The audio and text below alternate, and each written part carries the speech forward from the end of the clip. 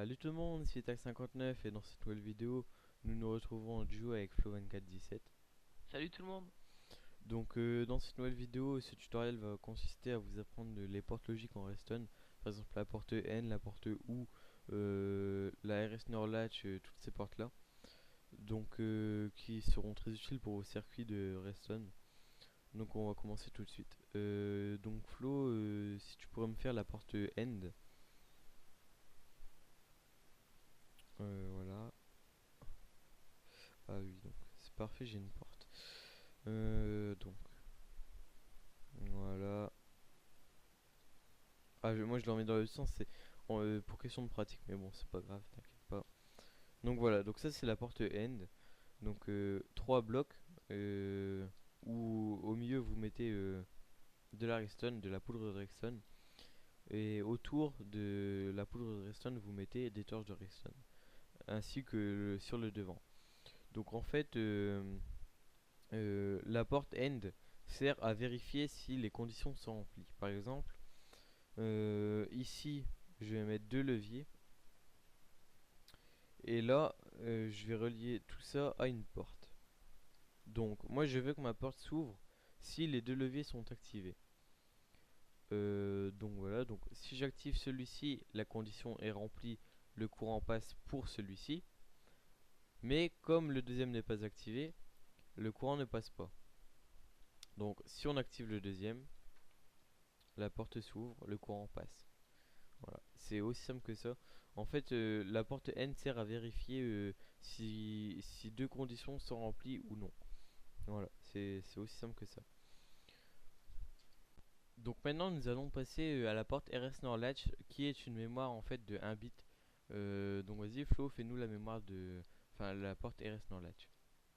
Donc en fait, si vous voulez, c'est par exemple si je marche sur une plaque pour pas avoir resté 20 ans sur la plaque pour que le système fonctionne. La porte RS Norlage va mémoriser que vous avez marché sur cette plaque. Et donc, dès que vous avez marché sur la plaque, le système va s'activer jusqu'à l'infini, jusqu'à temps que vous appuyez sur le bouton pour remettre à zéro le système. Donc, voilà. Donc, c'est aussi simple que ça, une porte RS Norlage. C'est c'est un cube de 9. Vous imaginez un cube de 9 et vous mettez aux deux opposés et vous reliez tout. Voilà. Donc ici ça va être l'entrée. Et donc en fait, regardez. Par exemple, voilà. Alors, ici je vais mettre une plaque. Donc Flow marche pas dessus, je vais te dire quand tu marches dessus.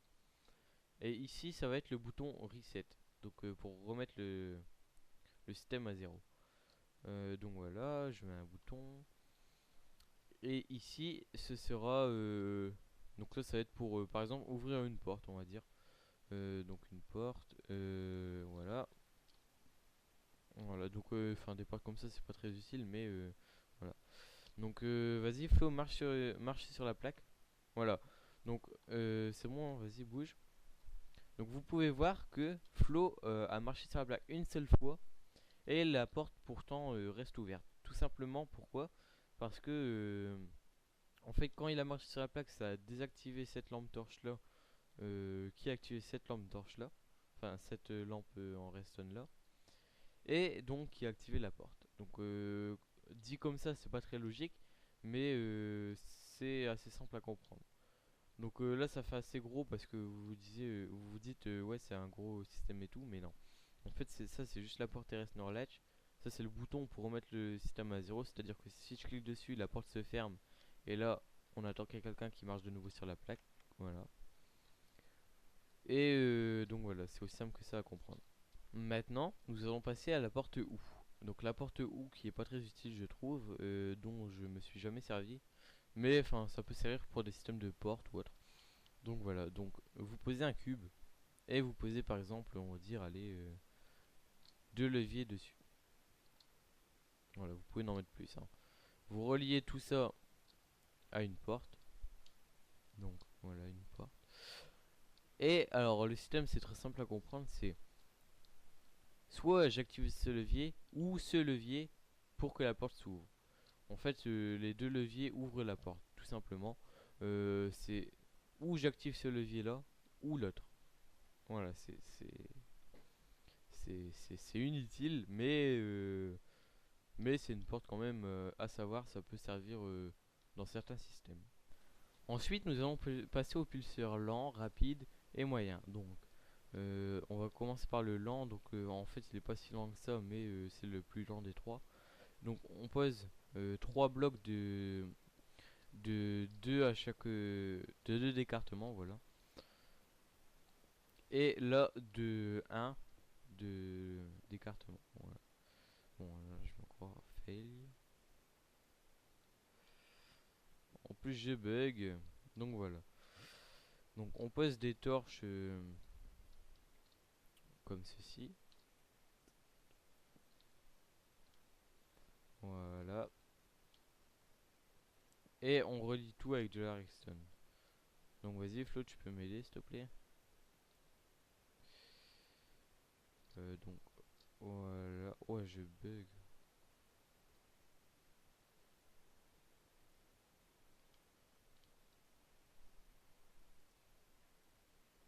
Donc voilà, comme ceci. Et donc vous pouvez voir que ça clignote. Et donc si on relie comme ceci à par exemple une porte, vous pouvez voir qu'elle va s'ouvrir en boucle. En fait, un pulseur permet de répéter par exemple une action. Par exemple, si on met une jukebox, enfin une note bloc à la fin, ça va faire de la musique. Donc voilà. Donc ça peut vous donner quelques idées, je pense. Donc voilà. Donc passons au pulseur moyen. Donc vas-y Flo, fais le pulseur moyen. Alors pour le pulsar moyen, vous posez un bloc, vous mettez une torche sur n'importe quel côté, du côté que vous voulez. Vous reliez avec de la redstone. Après vous mettez un, un répéteur. Et vous reliez le tout au bloc. Et n'oubliez surtout pas de mettre le répéteur à 3 À 3. millisecondes. Car sinon le système va disjoncter. Donc on va vous montrer ça directement comment il disjoncte. Donc là il va fonctionner un certain temps. Et là voilà, il va plus, il se stoppe. Donc en fait, pour pas qu'il se stoppe, faut tout simplement mettre à 3 millisecondes le délai. Et donc là, il va tourner à l'infini. Donc c'est le même pulseur que j'ai montré tout à l'heure.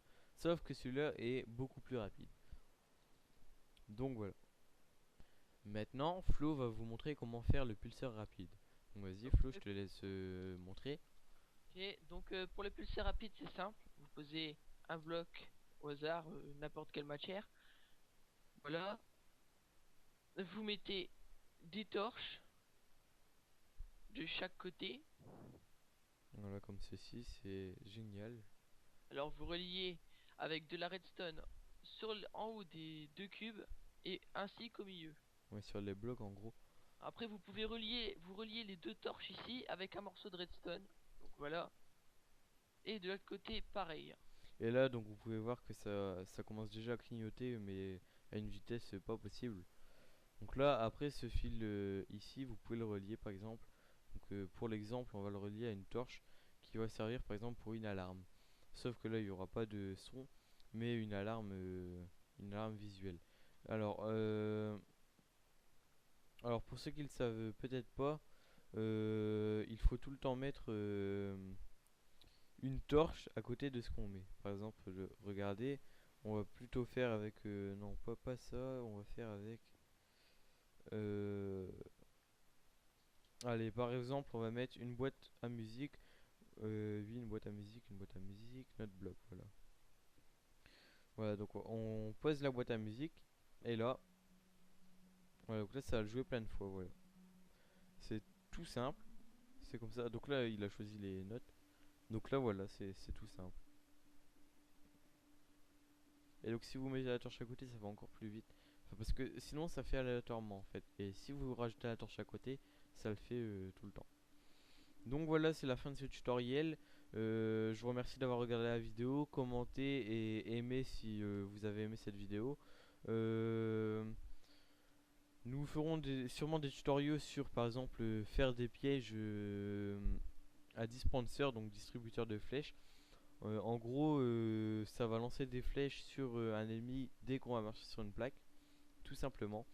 Ou peut-être aussi des pièges pour vous montrer comment faire un sol qui s'effondre, ou, euh, ou encore plein de trucs, par exemple une porte à piston, c'est-à-dire on va marcher sur une plaque, en face ça sera un mur, on va marcher sur la plaque et le mur va s'ouvrir sous vos yeux. Donc voilà, je vous montrerai aussi comment faire une alarme avec Flow 2417 tout le temps. Donc voilà. Donc je vous dis à bientôt pour de nouvelles vidéos. Au revoir.